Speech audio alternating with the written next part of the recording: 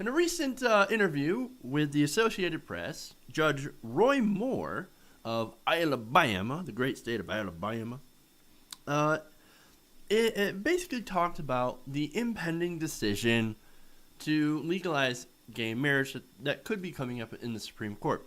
Now, Judge Roy Moore is, of course, a anti-gay crusader, or if you ask him, he'd say that he was a crusader for Christian rights, for the First Amendment. I'm a hero.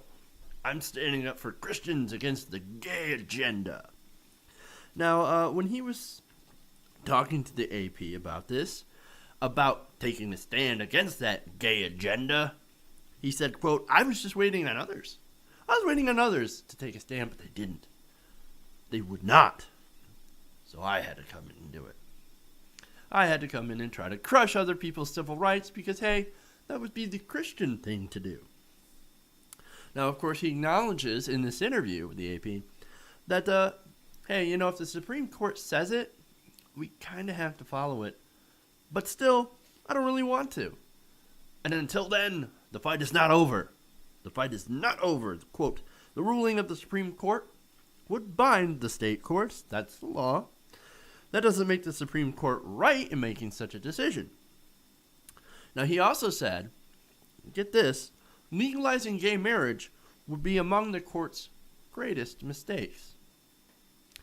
No, I think the greatest mistake would be Citizens United, followed by McCutcheon, that opened the door to gigantic piles of money in politics.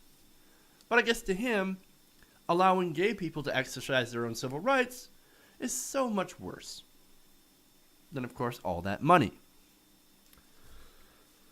Now, of course, 48. There's good news. 48 of 67 counties in Alabama were issuing marriage licenses. So it really is on the way to looking like Alabama is pretty much going to fall in line anyway, especially after the ban on same-sex marriage was struck down by U.S. District Judge Callie Granada, and that was back on January 23rd.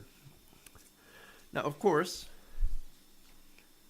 Roy Moore is very upset because he thinks that this whole ruling is changing the definition of marriage. That's the conservative argument. You were changing the definition of marriage from one man and one woman to one man and many women. Oh, wait, that's the Bible. Sorry.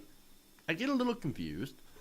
One man, one horse, one man, whatever, one man, one dog. All that, he thinks that's going to happen.